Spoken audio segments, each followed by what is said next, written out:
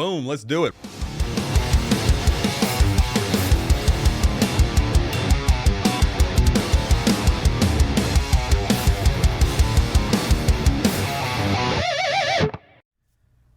Oh man, guys, today it's the gospel and miscarriages. This is that area of life, or one of those areas of life, where Christianity is not all happy, clappy, uplifting stuff. This is where the bullet hits the bone, man. This is where the gospel meets the brutality of living through a fallen world. But I want to put this little intro up just so I can tell you, first off, who this is for, right? And we're basically doing this with two audiences in mind. Number one, a lot of people have had miscarriages. It's depressingly common in this fallen, broken, sin-filled, sickness and death-filled world that we live in. And so a lot of people are going through it. Some of you guys are or have gone through it. And not everybody who has had a miscarriage has been able to go through it in a healthy way, right? Because it's hard to know how to talk about these things. So that's what we're doing here.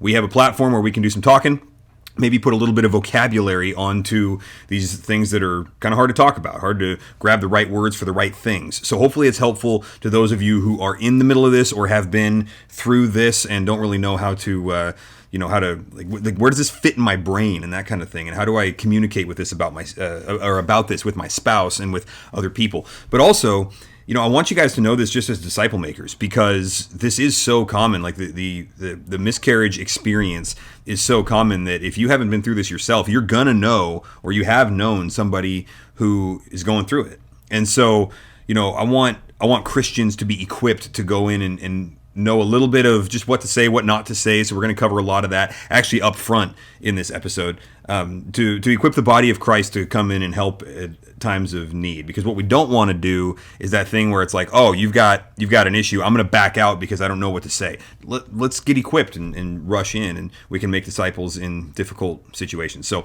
anyway, you're going to get a lot of wisdom from Matt and Ashley here. I appreciate these guys for joining us. Let's see where this goes. Up to this episode. Well, we were actually having dinner with some friends, 3 months ago or so, and the topic of miscarriage came up. Specifically, our friends were asking us about our miscarriage, and, we were kind of thinking that'd be something good to talk about and get out there, because a lot of people don't talk about it. So anyway, our miscarriage is kind of what led up to this episode. Ashley, do you want to talk to that, since it was, something that you really felt more than I did? Yeah, we miscarried a little over 2 years ago, and it was a pretty isolating time. It was pretty hard to walk through, as I'm sure anyone has a difficult time walking through it. But we were 13 and a half weeks when we lost Noah, our little boy. And Something's goofing with his mic, so I'm just going to push it right in there. There you go. And as we experienced our miscarriage and walked through it, we realized it's not talked about a whole lot, and there's a lot of room to just help others walk through it and having a conversation about it. Yeah, it's a tough thing to volunteer to talk about, because when you're going through it, it's like it's one of those things where words are kind of hard to find. Mm-hmm. Right. So quiet is sort of a gut level reaction to it. And then that winds up being kind of counterproductive. So yeah, it can feel isolating when it's kind of silent from those around you.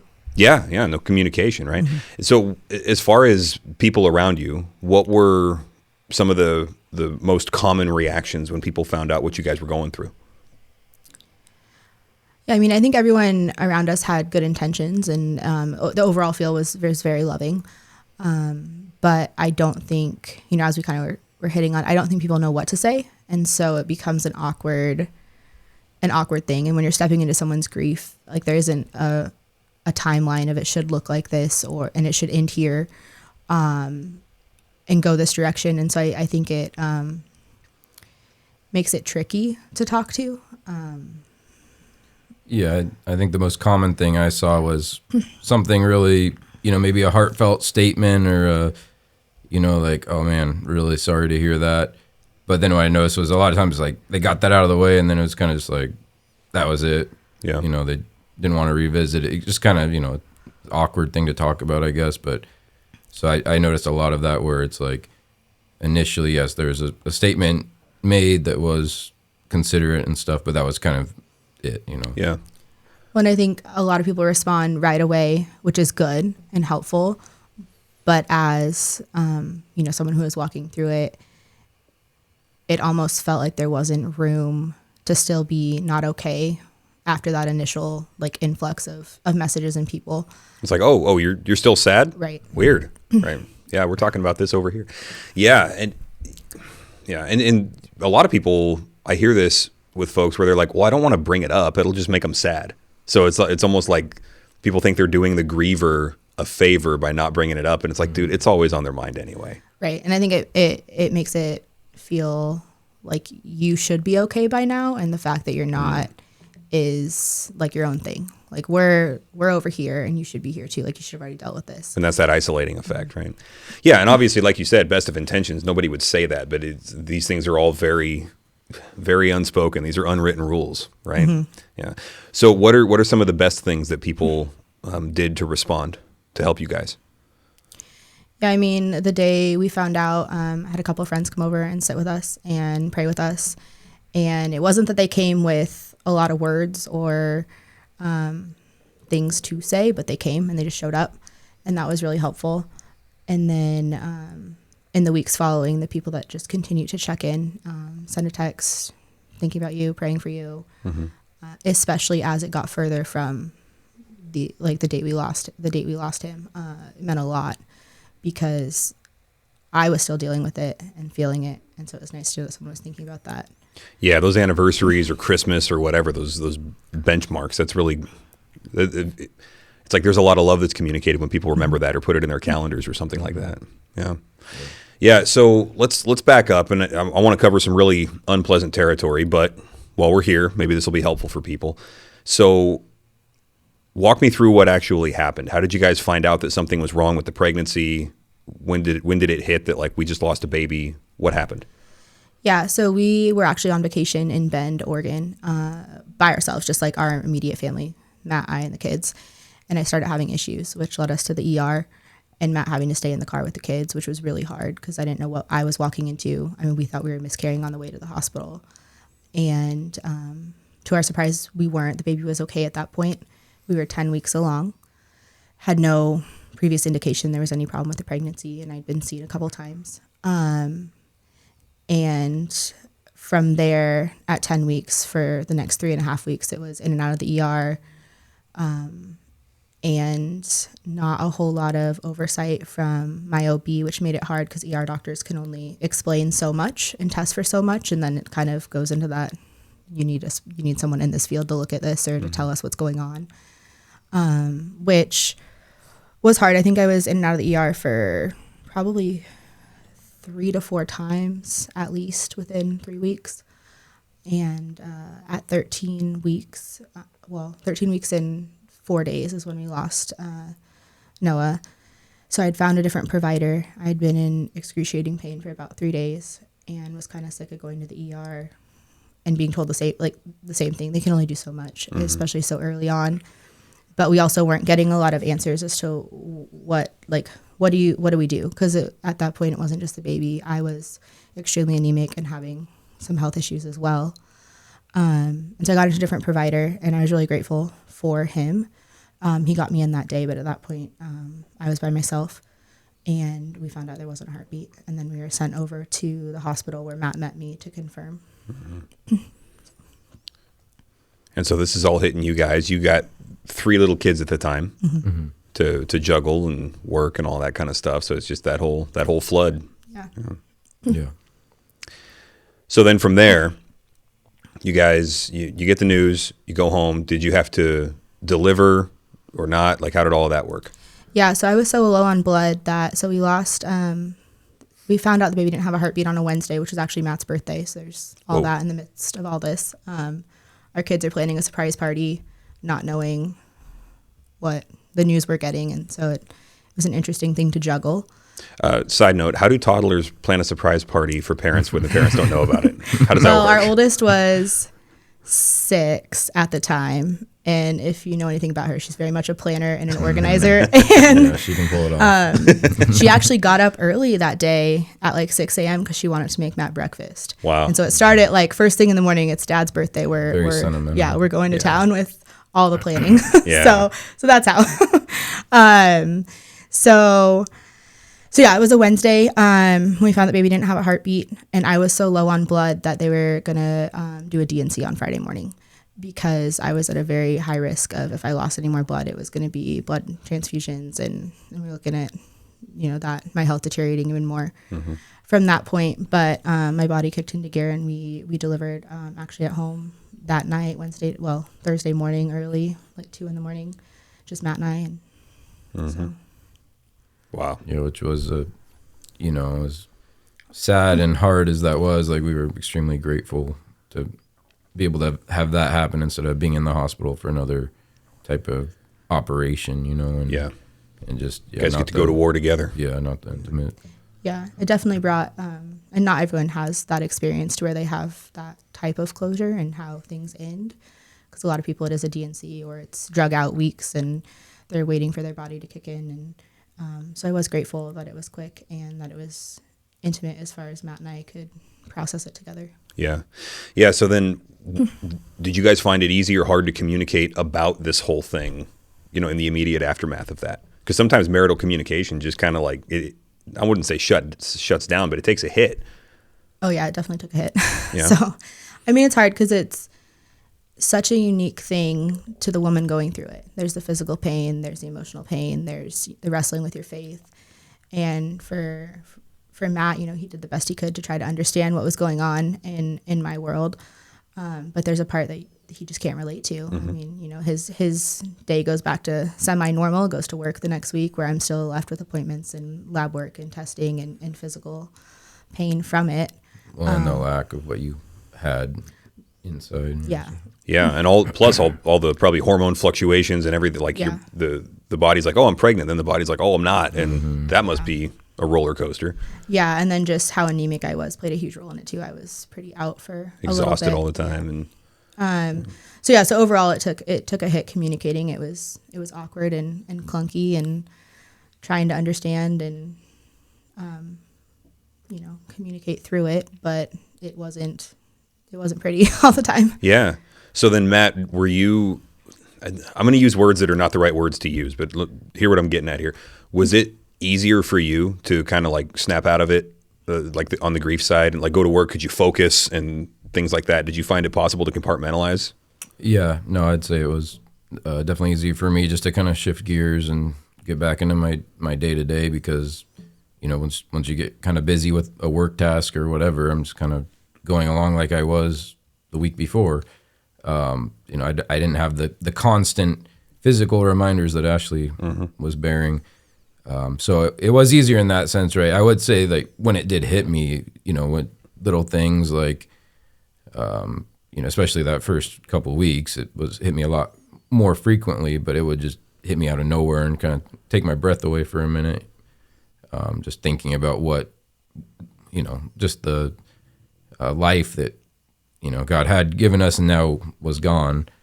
It's a pretty hard thing to swallow, and all the potential of what he would have been in our family and everything. Yeah, it's like you're grieving for future plans. I think that's one of the reasons it's so confusing, is because you've lost somebody, but you never saw them. You didn't get to have a conversation with them. So it's like, it's almost like you feel like you shouldn't feel a loss in some weird way. Well, it's all the what ifs of, Yeah. what would it look like to have our youngest and them playing together, or I know, for me, it was, we were on vacation when it happened, and we had, the girls had already brought up like, oh, next year there will be a baby with us. And so it's just all the things that you don't get. Yeah. So did that affect your guys', I'm skipping forward a little bit, but did that affect your guys' desire to have more kids? Did it give you some pause or what? Yeah. I mean, we took some time to heal emotionally and for me physically. And it was the first time that we were wondering like, okay, what does this look like in the future? And once we'd healed, and Matt and I had a lot of prayer and a lot of conversation around it, and we felt like we were still desiring more children, it was conversation with my doctor to see if it was even wise to go forward with having more. Yeah.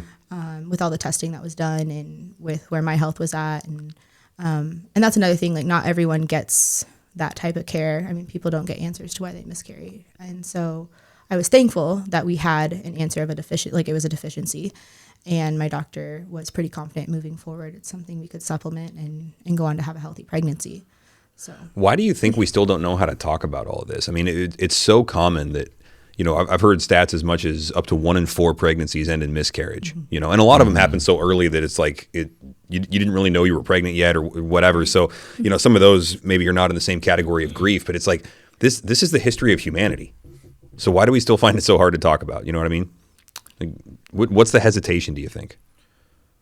I mean, like you say, the history of humanity, I don't know in other periods of history, but I think right now part of it is just, you know, we don't really, at least in the American culture, appreciate human life in the womb to the extent that we should, you know, as a life made by God in his image. And I think that's a big part of it, where like the culture definitely pushes where it's like, you know, they're really not that important until they're born. Unless you want them to be important, then okay. But, you know, I think that's part of it, at least in the time that we're living in.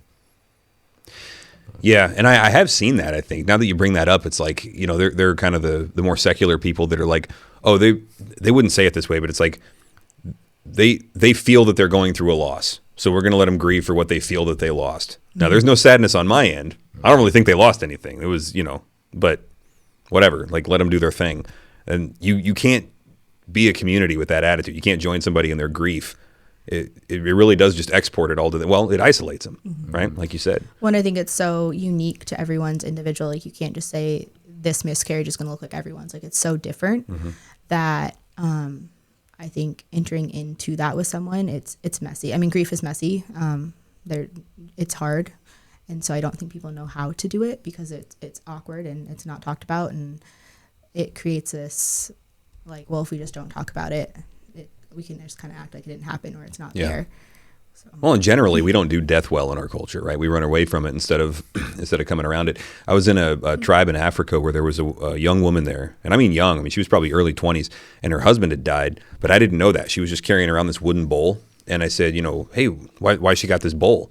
And they said, oh, that's the widow's bowl. And so for whatever it was, like a month after the death or something like that, she would bring that bowl to dinner. And while everybody else is doing the communal dining thing where they're just getting food out of the middle and putting it on their plate, she would only eat out of her bowl, and she would only drink out of this bowl. And it was just like this marker, like, hey, she's going through something. She's still part of society, but everybody knows it, right? And then at a certain point, she's done with the bowl. And it's not that your emotions check out, but it's just like there is a place in life for this grief, and that's what we do. We don't really have that.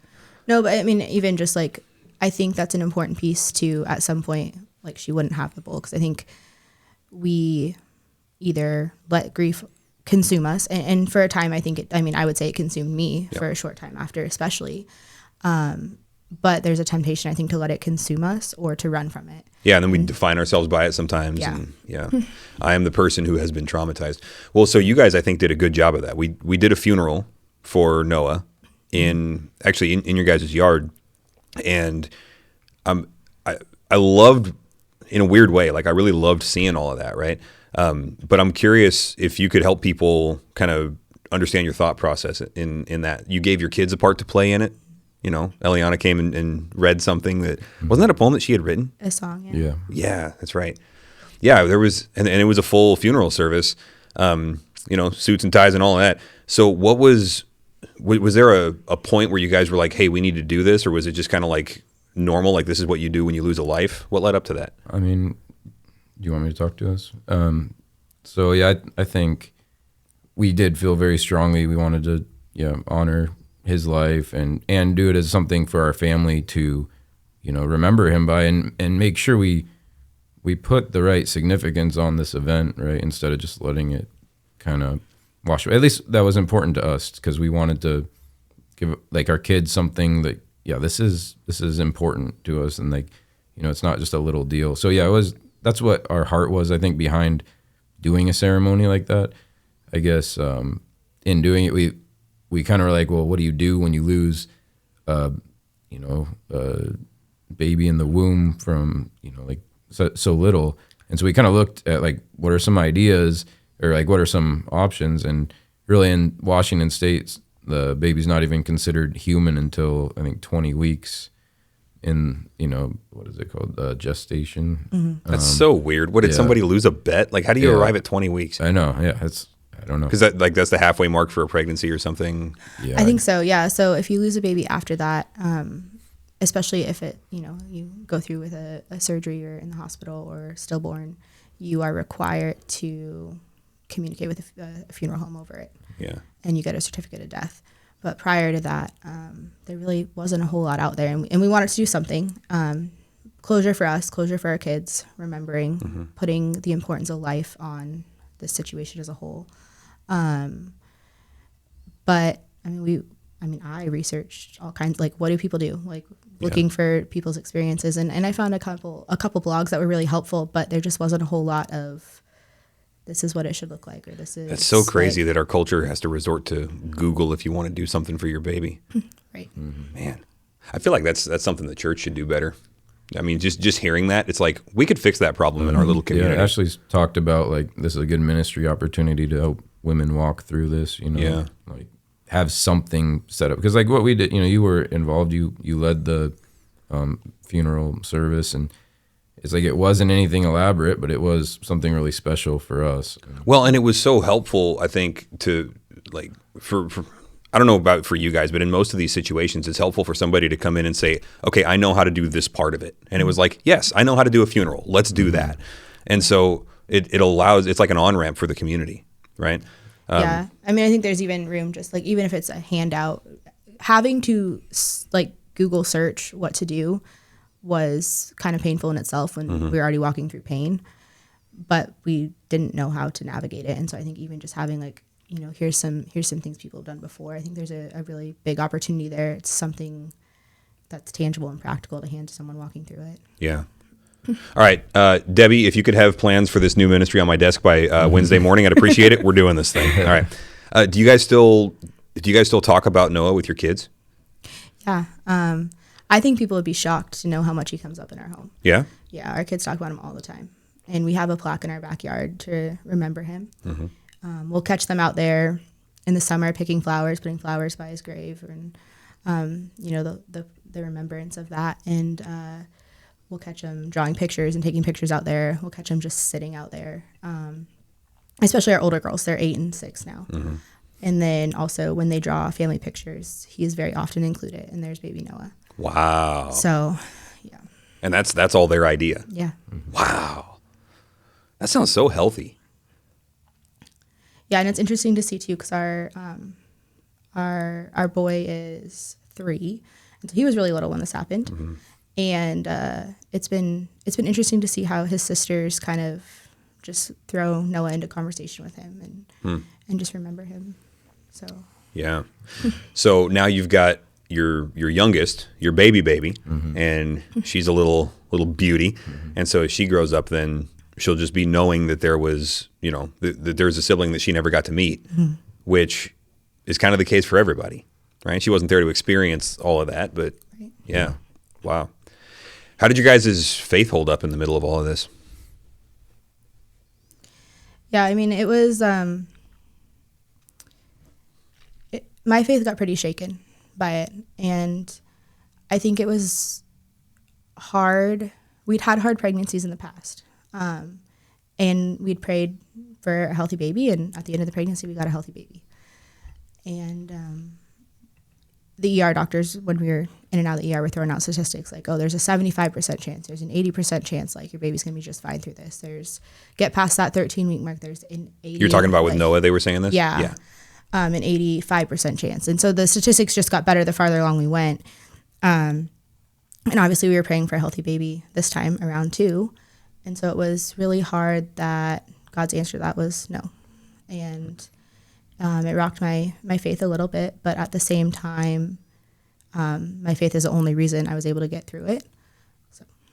When you say rocked your faith, do you mean it was like it was tough for you to believe that God was there, or he's there but he's not good in this way? Or I mean, what kind of stuff were you thinking about God? Yeah. I mean, God felt distant and far in the weeks following. And especially the day of, it was really hard to kind of grapple with, okay, this was a no. And now we are, walking through this, and it's painful and it's hard. But at the same time, it never diminished the goodness of God. And I think when you talk about God's sovereignty over it, I think there's two ways to run with that. And one of them can be, well, why would he allow it? And then the other one is, I'm really thankful for him in the midst of it, because he can bring good from this, and he is working this out for our good, and he knows what's best. And so it never made me question how good he was in it, but it was hard that he was allowing us to walk through this. Mm-hmm. How about you, Matt? Yeah, so for me, like Ashley said, I think the hardest thing was just that, we'd been praying for this situation, and then it didn't result the way that we had hoped, like the way we were asking for. And that was really especially difficult because with our previous pregnancy, it was a very scary pregnancy starting from like 18 weeks. Okay, even earlier. Same. I just know about midway through, they were starting to talk about delivery. So it was kind of like a day-to-day thing where it's like, is this baby going to be able to be old enough to be okay if we have to deliver emergently?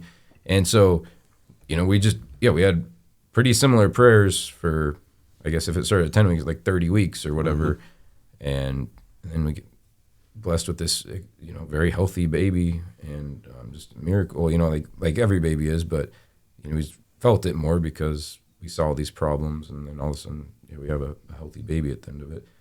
So just coming off of that, it's like we'd been through it just recently, and so it was kind of like, even though there were signs leading up to it, it's like kind of still hard to believe that God actually took that life away that he had given us.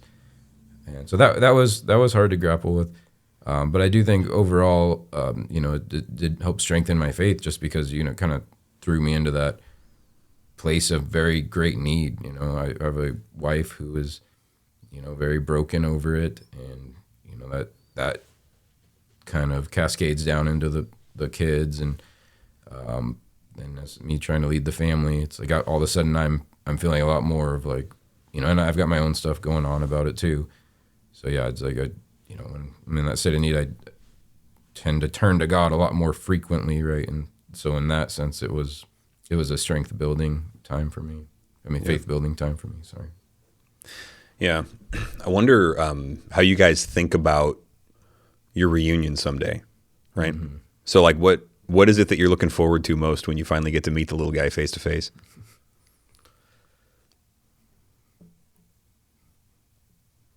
Yeah, just seeing his face, I guess. Like, we don't know what he really was going to look like. So it's going to be pretty amazing.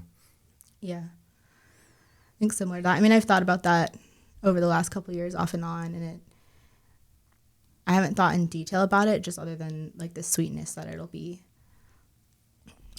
Yeah, I wonder if the gospel makes it easier or harder, and I think in some ways probably both, because on one hand, the gospel makes this kind of loss easier because you've got that reunion that's tucked inside of the gospel, right? Like we're gonna see each other again. This loss is temporary, it's got a shelf life. Okay, on the other hand, there's a God who made a decision here, and that hurts, and that can be frustrating or confusing or whatever, right? And then for the materialist, it's kind of like, I'm sure everybody's got their own emotions. I'm not talking, but just like logically, it's kind of like, well, that sucks. I was really hoping that one would not go that way. Mm-hmm. All right, next, right. Or whatever. And so in a sense, there's less to grapple with, for the materialist. And so the gospel's our only hope. I guess this is what you were just expressing, like, about God himself. He's good. He's the only one to run to. On the other hand, he's the one that kind of isn't answering the questions at the moment. Well, and I think you can misplace your frustration there, because I've talked to people in and out of the church that have walked through miscarriage, and I think it's really easy to be mad at God, mm-hmm. and to if you're outside, be like, well, okay, if he's a good God, why would he allow such a thing? A perfectly reasonable question. Right. But I think to that, like, you can either be frustrated with him or you can be frustrated with the fall and sin. And like, you can hate that, or you can put your hatred towards God. And, for those of us that are in Christ, there's such a hope in Jesus that I wouldn't want that to be anywhere else for myself, because at the end of the day, as hopeless as I can feel, I know that there's a good and loving Savior, even though I don't understand all the decisions that he's made. Yeah, well, just for anybody who's listening, and I'm sorry to take this away from your guys' story for a second, but just in case somebody needs to hear this, the Christian answer to this is that we were not made for this place anyway, right? And so we hope for all of our kids to have a long and meaningful and fruitful and joyful life in this creation, but in the end, this is a preparation ground, really. So I just pulled up 1 Corinthians 15. And in verse 50, it says, "Now I say this, brethren, that flesh and blood cannot inherit the kingdom of God, nor does the perishable inherit the imperishable." And so we were made for heaven. So when our babies get there sooner than we would prefer, then that's really, really bad and hard news. But it's bad news on a smaller scale than the good news. And the good news is eternal, right? He goes on, "I tell you a mystery. We will not all sleep, but we will all be changed in a moment, in the twinkling of an eye, at the last trumpet. For the trumpet will sound, and the dead will be raised imperishable, and we will be changed. For this perishable must put on the imperishable, and this mortal must put on immortality. But when the perishable has put on the imperishable, and this mortal will have put on immortality, then will come about the saying that is written, death is swallowed up in victory. O death, where is your sting? O death, where is your victory? O death, where is your sting?" And so Paul's just saying, like, yeah, death hurts. Like, this thing is real, but it's also true. Like, if you pull the camera back a little bit beyond this tragedy, beyond this loss, it's also true that our babies that we have lost are now getting to experience the point of life in a way that we are not yet, right? So the pain is on us. The blessing is all on them. And I think for parents, we would all suffer so that our kids don't have to, right? Like that's one of the jobs of a parent, is to suffer so that your kids don't have to. And that's what you're doing in a miscarriage. Mm-hmm. You guys are suffering so that Noah doesn't have to. And that's where some of the good news actually comes in, but you can't see it without believing that there's a good God who actually has a plan for this stuff. And in the craziest way, he does. He's got a place in his plan for even something as awful as this. Yeah, yeah, that's true. So were you guys able to share the hope of Christ with anybody as a result of this? Yeah, I mean, from pretty early on, from when we miscarried, I was pretty vocal about our miscarriage, because I didn't feel like it was talked about enough.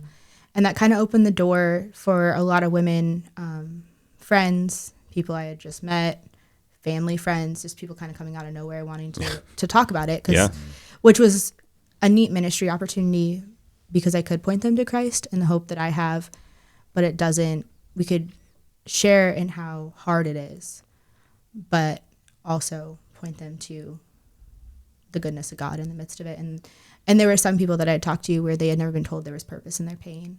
And I think that was a big one, to just know that there is purpose and there was meaning and value to the life that was lost. And it's okay to feel the weight of that. And so there's been several women that I've had the chance to talk to. Yeah.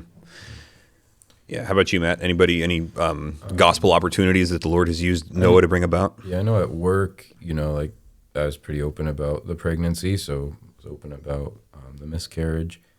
And I mean, they responded, sorry. You're good. They responded a lot better than I thought. I was really felt loved and stuff, but because you probably work with people of all sorts of beliefs. Yeah, exactly. Yeah, I was surprised that they seemed to value this life more than I had expected, and so I was really thankful for that. But you get a lot of the I'm thinking about you or wishing you guys the best or whatever. Yeah, and so yeah, I know I was able to use some of those opportunities to point to well, yeah, I mean he's gone, but I still have hope of seeing him again, right? And I don't remember any specific conversations where it really got deep or whatever. I maybe said a comment and they're like, okay, or whatever. But so I know at work, hopefully through some of those, and then just my response to it, where it's it clearly was, broken over it, and yet not just not function. I cared about it deeply. I wasn't just brushing it off, but I was also able to still have hope. I hope that was seen. But then I think the biggest one that comes to my mind is just, walking through this with our kids. Just really able to reiterate the gospel with them and the hope that we have, through and after death. Which that was one of the things we actually got some pushback on, was telling our kids so early on that we Really? were pregnant. For more than, a few people actually were, if you wouldn't have told them, they wouldn't have to walk through this heartache or this heartbreak. And that's a fair point. But we've always Also a little bit inappropriate for them to bring up, but right. all right. And so I understand like why they would say those things, even though it was not helpful in the moment, or really ever. But we've always shared pretty early on with our kids and close family and friends from the moment we find out we're pregnant. Really, one, because we welcome the prayers, but also especially with our kids, I get so sick, like there's no hiding it. Like it's just like mom's gonna be down. But I wouldn't go back and change that though either, because we have had the opportunity to point them to Jesus and let this be part of building their faith too, even though it has been hard to watch them wrestle with this. Yeah. It's also been neat to see God work in the things that they say that aren't prompted by us, that they've just kind of been stewing on and coming to terms with themselves. Mm-hmm. So some of these things that the real life experience really helps solidify. You mean like our just gospel beliefs? The gospel truths that we're saying, right? Yeah, where it's not just theory anymore. This life isn't just easy. And like as a kid, especially, they just don't have a whole lot of life experiences, I guess is what I'm getting at. And so something heavy like this that they felt, they were, at least our oldest was just in tears, like genuine tears after this and over this. And so for her to be able to feel that and then us kind of share the hope into that situation is, I guess what I'm saying is, she all of a sudden has this life experience where it's like, wow, sin has caused some really messed up stuff to be going on. Yeah, it's that Romans 8, like the world is groaning under the weight of sin, begging God to come back and redeem it all. And they get to see that now. And that's what we pray for with kids, right? That there would never be a time where they didn't know what it was like to turn to Christ. And so you guys are giving them those muscles of faith, letting them develop those things, the earliest point. I think that's brilliant. We do. What kind of things did what kind of practices were most helpful for you guys in the intensity of the grief? I mean, were there certain types of praying that you did, certain scriptures you went to? Was music particularly helpful? I mean, what were your go-to moves that were helpful and not helpful? I mean, I think we kind of had a range of all of those things. I clung to the promises, near to the brokenhearted, with us always. For anybody who's listening who's not familiar with that kind of Christian terminology, how do you cling to the promises? What does that mean? Well, I just kept telling them to myself, and I mean, I believe them to be true. And so even though I didn't feel maybe a certain way in the moment, when you know how good God is and you trust him, you know what he says is true. So promises from the Bible, from the Word of God, yeah. And you just keep reinforcing those truths to yourself. Yeah, I mean, I wrote some of them on sticky notes and put them up on my mirror because I needed to be reminded of them myself. And it was helpful to remind the kids as well as we were all walking through this. I also, the verses about, I think it's in Psalm, I knit you together in your mother's womb. Yep. And then in, where does it talk about? Jeremiah, yeah. Like I knew you before I formed you. Those are really comforting to me because it put a different level of God's role in all this. Like he was knitting this baby together, and I know he cares for this child more than I even do. So I went to those a lot. The verse in Lamentations about the Lord's faithfulness and his mercies being new every morning. It's like the one positive verse in that whole. But I mean, it's a good one though. But that's life, right? Yeah. Like life sometimes is just such a wave of crap, and just like it's all bad news. Sometimes it seems like, and then you get that one truth in the middle of it that gives meaning to the rest. Yeah, you read it in the context. It's like it really shines bright. Yep. Right? Yep. The light shines brightest in the darkness. And we played a lot of worship music. There was, I mean, we do a lot in our home, just kind of have it on in the background, but especially in the weeks following the miscarriage, worship music was always on because it helped remind us who God is, remind us to be praising him.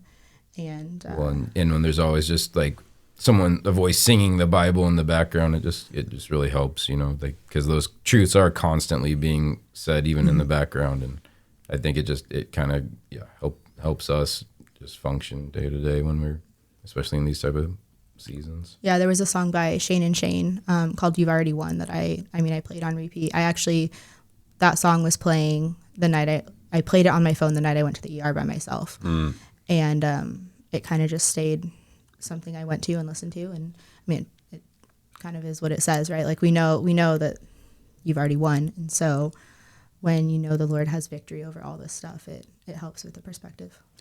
Yeah, well, and that's something really important, I think, for people to hear is we do get to determine our environment. And you guys set the environment of one with constant reminders of what God has said, right? I just pulled up, as you were talking about the promises, I just pulled up a couple of these. You mentioned Psalm 34:18. The Lord is near to the brokenhearted and saves the crushed in spirit. That can be hard to believe in the moment. One other one I was looking at here, Psalm 42, 3-5. My tears have been my food day and night, while they say to me all day long, where is your God? These things I remember as I pour out my soul. There's a verse in Psalms too where it talks about the Lord holding our tears in a bottle, and that he knows, and he is very aware of how our emotions and what we're going through. And yeah. I mean, that's the whole. Whatever kind of day you're having, somebody wrote a psalm about it, right? We are not the first to go through any of this stuff. Well, and I mean, in fact, that's David's deal too, right? Like his baby died in that situation because of his own sin. Like, oh, that's another layer to it all. And he even finds hope in the resurrection. Yeah. He's like, my baby's in heaven. I'll see him again. We got work to do. And like God has addressed this on just about every level, but never by taking away the pain, always by leading us through it. Right? Here's what I want you to know when you're in the middle of it. What about sorry, were you going to say something? Oh, yeah. Sorry. I was trying to be discreet. Boom. Sneaky. What about for the kids? Are there certain Bible verses or biblical truths that you keep reinforcing with the kids? I think I went to, it's Revelation 21:4 quite a bit, where he'll wipe away every tear. There'll be no more death, no more mourning. So just, as we're in this sadness, just helping them remember that, Jesus is coming back and he's going to fix all of this. This is not like the reality forever, this will pass. And so I've gone to that with them a lot. Yeah, well, it was interesting. Not that long ago, one of our kids was just struggling with something and basically came to me and was like, well, I'm praying for this and God's not answering it this way. And as we talked about it, she actually brought up our miscarriage and was like, well, you were praying for the baby and you didn't end up with your baby. And so such good questions. Yeah. So it was a good conversation and she related it, right? Like, okay, I'm not seeing it answered this way. And my experience is I've seen mom and dad walk through this where it wasn't answered this way, but we stay, trusting the Lord and that he's still good in the midst of it. So there's all these phrases and sometimes Christian cliches, which doesn't mean they're untrue. It just means they're out there a lot about how Christ meets people in their brokenness or in their pain or whatever, right? Is there anything that you guys saw about God that you would not have gotten to see without going through this? Any unique ways that he ministered to you guys?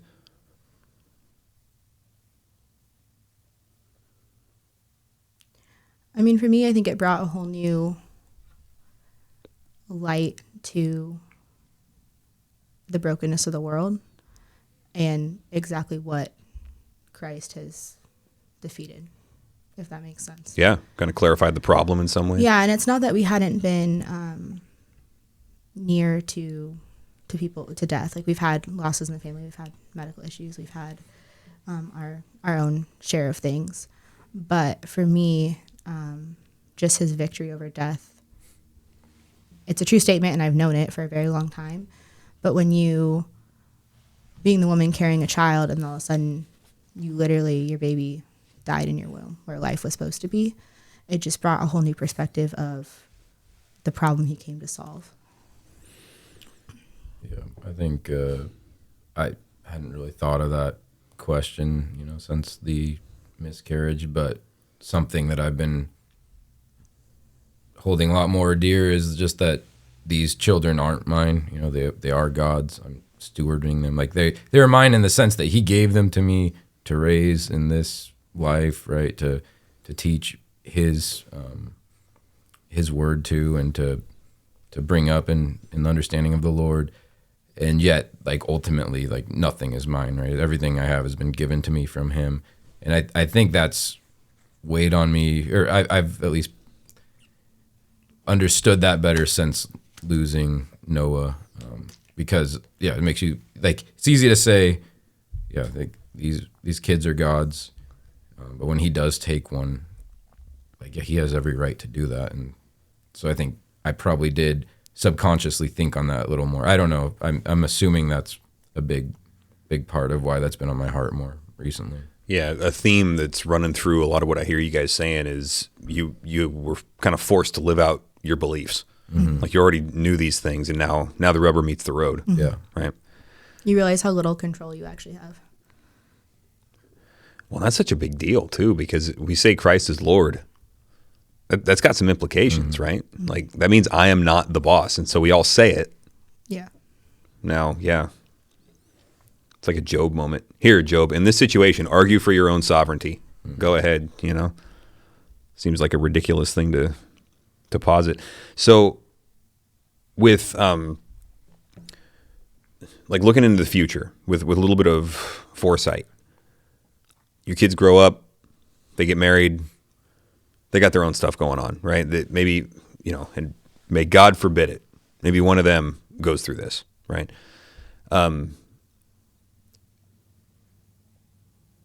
What do you think is the most helpful bits of what you guys have been through to pass along? Because what you can't do is like force other people to relive your own thing. And it's like, oh, let me tell you exactly what's going to happen and what happened with me. Because like you said, their experience is going to be different. But what principles are transferable? Like maybe the universals that everybody should know that you guys have learned now. Yeah, I mean, I think the only way through it is through it. And that, you know, can sound kind of hurtful when it's being said, but I think that especially, I mean, Lord willing, our kids will be following Jesus and have a faith to fall back on. But I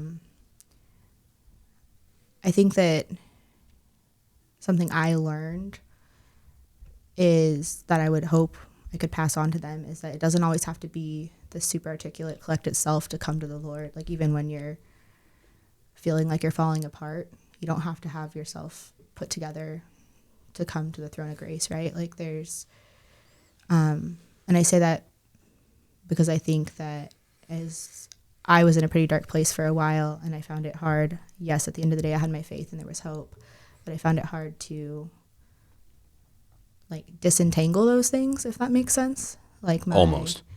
Like my emotions and my doubt and all that, I felt like I had to be super put together in prayer and before the Lord and honestly in front of a lot of people as well. Mm-hmm.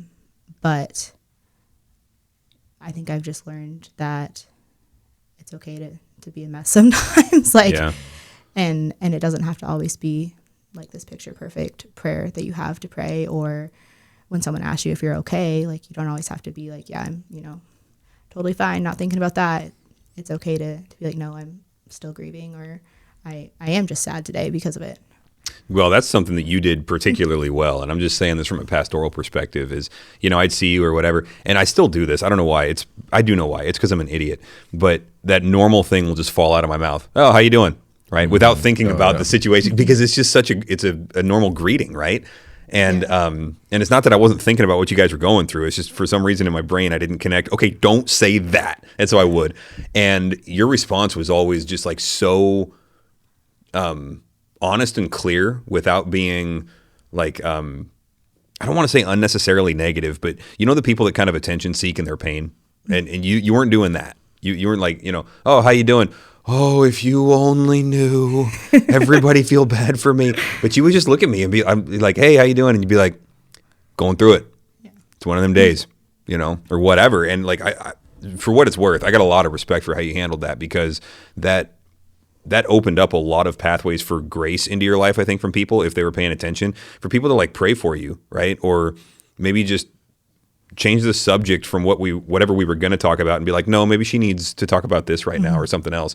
And I think that Yeah, that was a really wise strategic move for giving people a chance to participate in what you guys were going through. Well, and I think going back to like the question of, what would we transfer to our kids? Like I think, and maybe I haven't made it from point A to point B in my thinking, but just that like it's okay to not be okay. And like whether that's in front of people or, I mean, even in front of the Lord, like it's not something you have to sit and hide and muster up the strength, right? Like, I mean, the Lord knows and he's good and his grace and his mercy. So how do you pray when you don't feel like you can pray? Right. No, I mean, for me, and I think that's something looking back, like I would have done differently because it was really hard to open the Bible and it was really hard to pray. And I definitely clung to the verse where it talks about coming to the throne of grace. And it became just opening it and praying Psalms because I didn't have words or getting through some and then a whole lot of tears. So, but it took me a few weeks to be to the place where I was like, okay, it's okay that I'm not okay. Like, I don't have to be collected. I don't have to have all this sorted out where my frustration's here and my doubts here and my wonderings are here and the praise for God's here. Like, it's okay to just come. And so what does that look like then? So you sit in front of God, I don't have all my stuff figured out, and then you say what? Like what's the tone of your expression to him? Yeah, I mean, there's the things you can always go back to on thanking God for who he is, right? Because he is still good in the midst of it, even though you don't understand it. And praising him for who he is, despite not understanding what he was doing in that moment.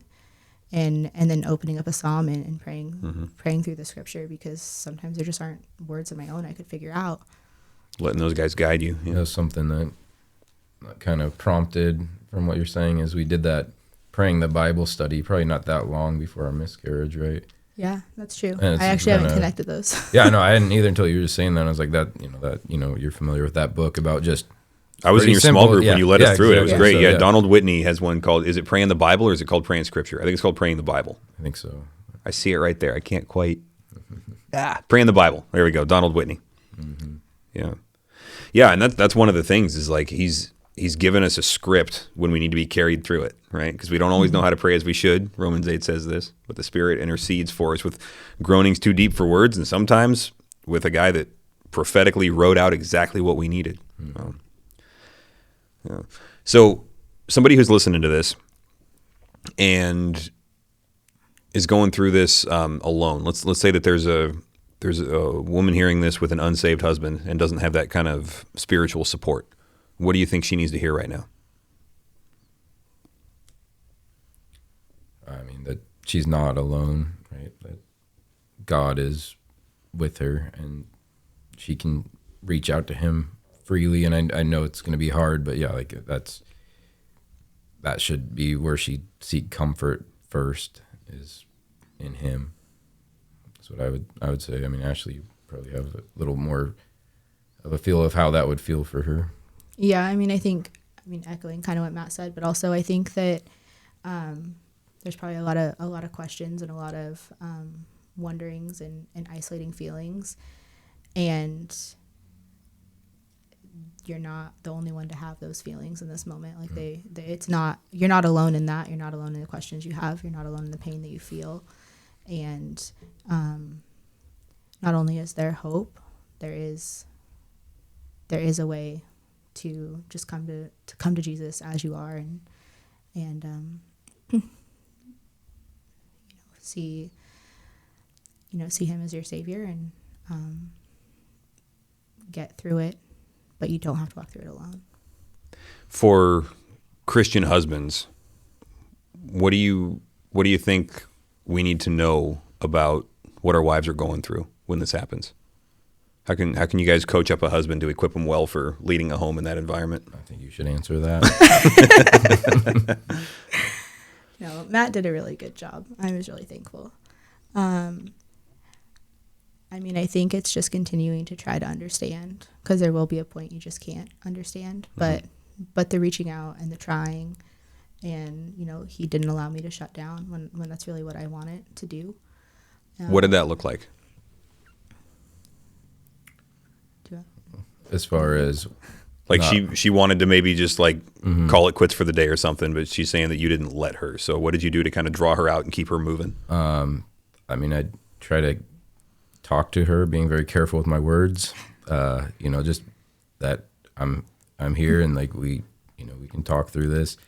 I think I'd remind her a lot that it's okay where you're at. Like I wanted her to know like what she was going through was okay, and that how she was feeling was okay. Like that she didn't need to be ashamed of that or dive deeper into it or whatever. But I did say like I didn't want her to stay there like long term, right? I wanted her to just be aware that there is kind of like you talked about with the wooden bowl with that wife. Like there's going to be a time for this, and so because I could see that being the tendency of just like shelling up and isolating. Mm-hmm. So I don't remember everything I said. I know I tried to be more intentional than I normally am, which is it's not easy for me to go into those emotional situations. But I know I just tried to, okay, you need to just man up and sit here, even though, I just want to keep kind of move forward.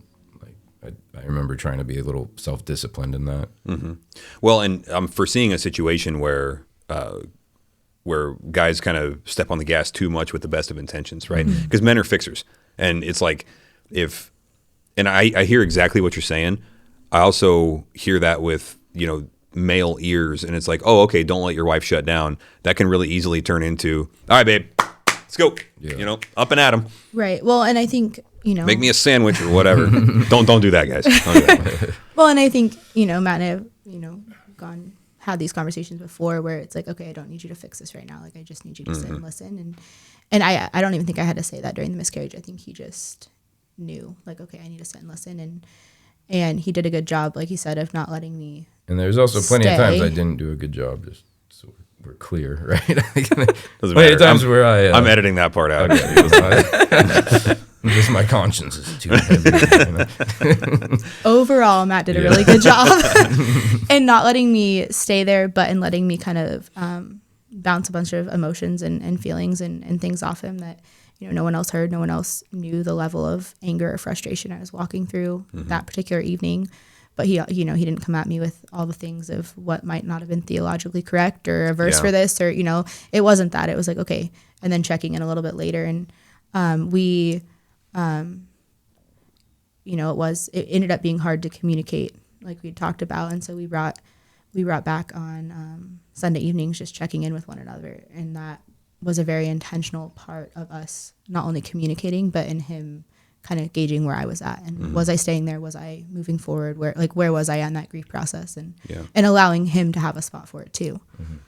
No, I think that was important. Just setting aside a time each week to talk because life's still busy. Yeah. And I think it helped kind of find joy again for me, because like one of the questions we would ask each other is, what brought you joy this week? That's a really hard question to answer when you feel like you're in such a dark spot. But it was also important to put an answer to that question, to have something to be thankful for, and just recount blessings that were happening in the midst of how I was feeling. So you guys had a set list of questions you would go through each week. What were some of those? What brought you joy this week? What was hard this week? How can I pray for you this week? Yeah, how can I pray for you this week? What's something I can do for you this week? Yeah, something I can do for you. Is there any hurts that we need to talk about or unconfessed sin?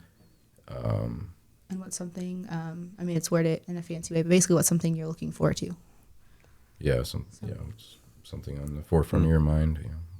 So every Sunday night, you guys just bust out the list. Well, that's the goal. Yeah, rifle through it. Kind of like family worship. Yeah, we plan for every time, and we hit hopefully most of them. Yeah, we're still doing it. So yeah, and that is in-home discipleship, right? It's like there's family worship at the table where you're maybe reading the Bible to your kids, doing a catechism and a song. However you go about it, and then that between couples.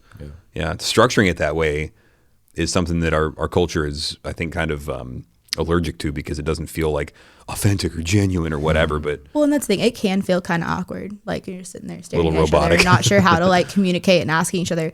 But it's gotten it's gotten more authentic over the course of a couple of years now. But also even when it's not, like, those questions are something we can learn about each other in that moment, and it put a spot for us to be able to communicate and know what we were communicating about.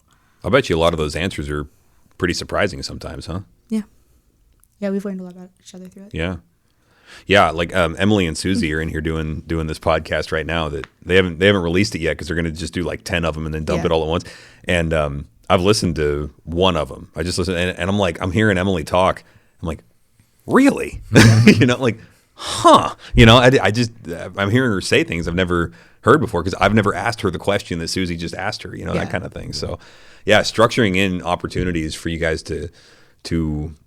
Well, just like some breathing room for those thoughts to come out because whatever comes out, those are thoughts that are in your head anyway. Yeah. That's brilliant. No, and it was good too because I tend to have a lot of emotion, especially walking through the miscarriage, and Matt tends to not have as much of the emotion. And so it put a place for it to know we were going to talk and to know what we were going to talk about. So it wasn't just me always coming at him with every feeling and thought I had that day, but it also pulled some things out of him that probably normally wouldn't have been said as he was also going through it. Right. Because you're not as much of a talker. You're more of just a doer in general. Yeah. Mad respect for that, by the way, because every couple needs both. Can you imagine if there was a couple where both people were just all talkers? Oh, don't say their names. I know exactly who we're both thinking about. Okay. We've been in way too many small groups together, guys. That's the problem here. What's the thing that we haven't covered yet that you think people need to know about this whole subject as they're going through it? I mean, something that I looked up right away was like, it kind of had this, doubt that rose up. Where it's like, is Noah really in heaven? Like, what does the Bible say to that? Because it doesn't speak a whole lot to, it doesn't speak very much at all to this situation, right? And and it does speak to the situation. That was something that I started, going through. And I know, like, I think when we did the funeral, you brought up the verse in 2 Samuel about after David's baby died because of his sin, right? He said, I can't bring him back, but I can go to him. Yeah. And so like that was definitely a helpful point in scripture. And then I think one of the really helpful things I saw was I looked up, just a John Piper article because I just really trust him as a teacher. And so I looked it up, and it was not what I expected him to go to, which is a lot of times the case because I just wouldn't have drawn it probably on my own. But he went to Romans 1, where God's saying that man's without excuse because all things have been clearly shown to him, and all of God's attributes and everything are just clearly seen. So man's without excuse. But John Piper kind of looked at that like in the inverse, where it's like, okay, but an infant, or a baby in the womb, they can't comprehend these things yet. They can't see these things in that light yet, and so then that would imply that they are with excuse. And so I thought that was for me because I trust the Bible. I try to live by the Bible, so I want to know what the Bible says, not just what makes me feel good. And that, at least for me, was very helpful for me to solidify. Like, no, that makes sense. That and also the verse where Jesus said, let the little children come to me, do not hinder them, for to such as these belongs the kingdom of heaven, right? And like just putting all these pieces together, it's like, okay, no, I see Christ's heart for the children, and I do believe that he's covering them even though they're not at an age to profess yet. Yeah. And so without getting sermonic on it, I don't want to get all preachy and stuff, but just for anybody who's listening who needs to hear what these scriptures are, 2 Samuel 12, 22 and 23. So David God said, hey, because of what you did with this adultery and the murder and all of that, I'm going to take your baby. And so the baby died, and David was grieving. And then at a certain point, he was grieving when the baby was about to die. And then when the baby died, he stopped grieving. And his people were like, whoa, what's up? What are you doing? And so 2 Samuel 12, 22, he said, while the child was still alive, I fasted and I wept. For I said, who knows whether the Lord will be gracious to me and that the child may live. But now he's dead. Why should I fast? Can I bring him back again? I shall go to him, but he will not return to me. And so David had this full expectation in the Lord that there will be that gospel reuniting, even before gospel was a term that was used, right? He believed in the same God with the same resurrection and all of that. I was actually thinking of another one too. and this one's gotten me in some theological trouble, but if I'm reading it wrong, you guys can, I don't know, text into the text line and call me a heretic or something. I'm happy to be corrected on this, but it seems to me that in Romans 7:9, it says, he says, I was once alive apart from the law, but when the commandment came, sin came alive and I died. And so I understand that all humanity is fallen. We all inherit the sin of our father Adam. That's true. Now there's a tension here, I think, because in that Paul says when sin had not yet come alive, I was not yet dead. And so here's a baby who's broken no law, never violated their own conscience. The Romans 1 general revelation, they haven't denied it. The Romans 2 conscience, their internal law, they've never broken it. The Romans 3 law of God, they've never broken it. And so there is an actual innocence here that is like, if this baby is before the judgment seat of Christ, what is there to condemn them, right? There's the sin of Adam. It would seem to me that, the Lord covered that by, changing their destiny from being a sinner to being an eternal saint. I just don't see any sin there for them to be judged by. So anyway, yeah, like you said, putting all these different pieces together, as you search the scriptures, there's nothing in there that says anything except positive things about the destiny of a dead baby. Yeah. And I actually looked once. I went through and I looked, okay, so that's one piece, but it seems a little bit, because like you said, there's not a ton, right? So it seems a little bit like we're grabbing at straws here. So okay, let's look at the other side. Where does it seem that God would condemn a baby? And I'm like, I looked in the whole Bible. I got nothing, right? So yeah, I mean, the more brain power you put into it, the more you wind up coming back and trusting God. Yeah, yeah, and I definitely, it was one of the first things I kind of wrestled with, because that deeply matters, and so. Well, and our kids were asking us too. Yeah, and I had a responsibility to answer to them like in good conscience too, what I believe. But yeah, well, so if you have lost a baby, there's your answer. Instant heaven. And everything we have in the Bible, which granted is not a lot, but everything that's there points us exactly in that direction. So we will see our babies again. Guys, thank you for opening up about this. I think this is going to help some people, and I think that there's a lot of people that need this kind of help. So thank you for making disciples and bringing comfort. Yeah, happy to do it.